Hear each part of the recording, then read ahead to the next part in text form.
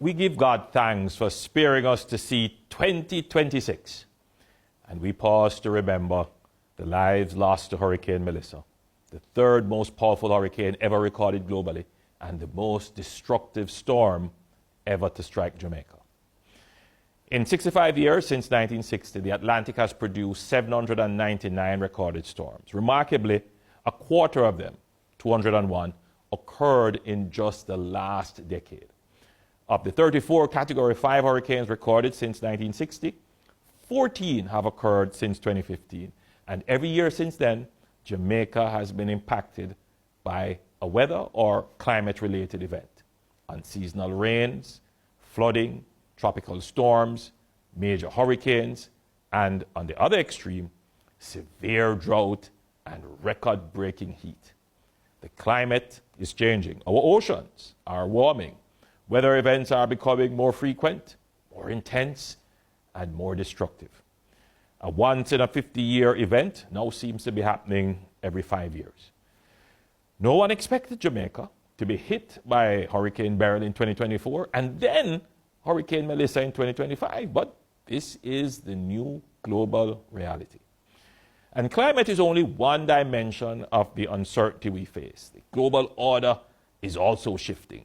Geopolitical and geoeconomic maneuverings are reshaping trade, supply chains, peace and security, the multilateral system, and technology. While no one can predict the future with certainty, the analysis is clear.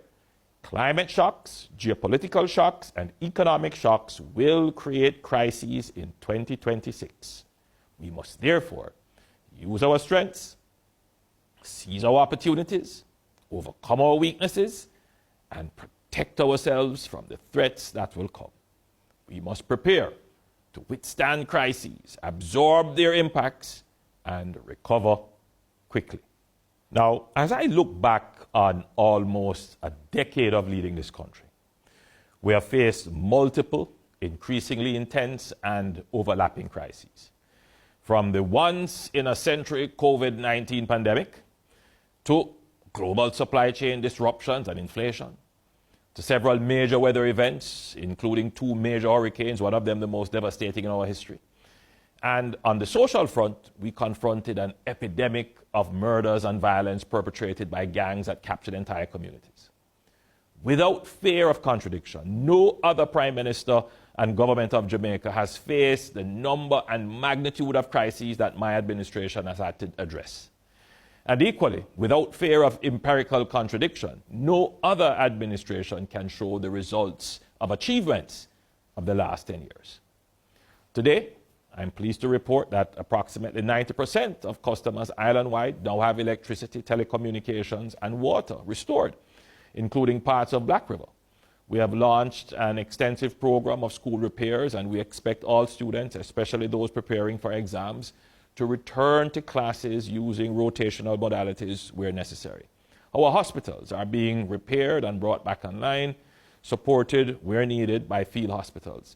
I want to specially recognize our nurses and doctors who have given unbroken service throughout this disaster, and I extend sincere commendations to all our first responders, the JCF, the JDF, and our emergency teams, who ensured a credible and effective relief response. There was extensive damage to homes, and I know many Jamaicans cannot rebuild on their own or need additional support. Because of the sound economic management of my administration, we are in a position to respond effectively, as we did during COVID-19 with one of the largest direct social care programs in our history. And again, after Beryl, when over 16,000 Jamaicans received rehabilitation and rebuilding grants. Shortly, we will launch a targeted home repair and household rehabilitation program for persons assessed as being tangibly affected by Hurricane Melissa. The Ministry of Labour and Social Security has already conducted over 50,000 assessments, giving us the critical mass of data needed to begin payments. The JDF, along with volunteer engineering corps from Ghana and Guyana, is already restoring roofs. Modular semi-permanent housing solutions have been ordered to provide shelter for those who have lost their entire homes. My Jamaican family, your government is working tirelessly to ensure the resources are in place to support your recovery. But a crisis also provides a brief window for a turning point. Hurricane Melissa has given us that window, an opportunity to build forward better, both in the affected areas and across nationally strategic infrastructure and economic sectors. To lead this effort, we will establish the National Reconstruction and Resilience Authority, with special powers to coordinate a cohesive economic and infrastructure plan for roads, schools, hospitals, security, local government, housing, land regularization, tourism, agriculture, logistics, mining, and the creative industries. This is our opportunity to purposefully build the Jamaica of the future, the Jamaica we all dream of, but which has long been constrained by structures of the past. Because of the strong economic foundation laid by my administration, we have secured over US $6.7 billion in multilateral support for reconstruction and resilience. While this crisis will necessarily increase our debt, we will continue to be frugal and fiscally conservative. Every dollar spent will be geared towards inducing growth, restoring lost jobs, and recovering economic output in the shortest possible time. For more than 40 years, our nation struggled with an epidemic of violence, both organized violence by criminal gangs and social violence across the society. Entire communities were captured and terrorized. Your government responded with Plan Secure Jamaica, transforming and expanding the JCF and the JDF, creating MOCA, tripling the security budget, and implementing states of public emergency and zones of special operations. We can now claim the third consecutive year of decline in murders.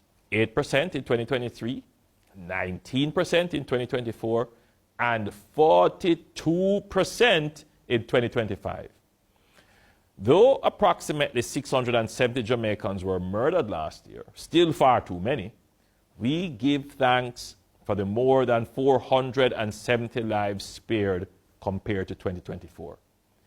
This is the lowest number of murders in 31 years and well below the psychological barrier of 1,000. This achievement belongs to all of us. It proves that Jamaica can overcome problems once considered impossible to solve, just as we achieved the lowest unemployment in our history, the lowest debt to GDP ratio in 30 years, and no new taxes for the last 10 budgets. We will maintain our vigilant posture against gangs. But we also recognize that violence has become the first resort in too many homes, too many relationships, too many communities. In 2026, our national security strategy will focus heavily on peace building in homes, in schools, and in communities, as we work to purge our society of violent tendencies and dysregulated behaviors. Now, the hurricane also exposed another long-standing challenge: waste management. Our changing lifestyle and consumption patterns have increased the volume and types of waste we generate. This year, we will begin divesting garbage collection, mainstreaming waste separation in public institutions, and instituting a ticketing system for public sanitation and littering. As we make Jamaica safer, we must also make Jamaica cleaner and more beautiful. We continue to deliver on our commitments. You recall the debt reset program. The government has directed the Student Loan Bureau to execute this program to ease the burden of student financing, with hundreds already starting to benefit. The Spark program continues across Jamaica, with approximately 200 roads completed or under construction. Our logistics hub build-out continues apace. New hotels are rising, and damaged hotels are rebuilding better. And agriculture will be a major focus in 2026, with investments in irrigation, storage, and agro-parks strengthening our food security. The year behind us tested our nation in profound ways. Hurricane Melissa reminded us that development without future-proofing carries real cost, and that resilience is never accidental. It must be deliberately designed, properly financed, and responsibly governed. Yet Jamaica enters this new chapter on stronger footing than at any other time in our history. Our economy is more stable. Our public finances are better managed. Our institutions are more credible. We have strengthened our capacity to respond to shocks, whether economic, climatic, or social. Let us use this foundation not only to rebuild, but to reimagine Jamaica. Let this new year be defined by clarity of purpose, steadiness of effort, and confidence in our shared future. Let us continue building communities that are safer, more beautiful, homes that are stronger, and an economy that works for all Jamaicans. I wish you and your families a year of health, opportunity, peace, and prosperity as we rebuild our nation to be stronger and more resilient. May God bless each of you, and may God bless Jamaica land we so deeply love.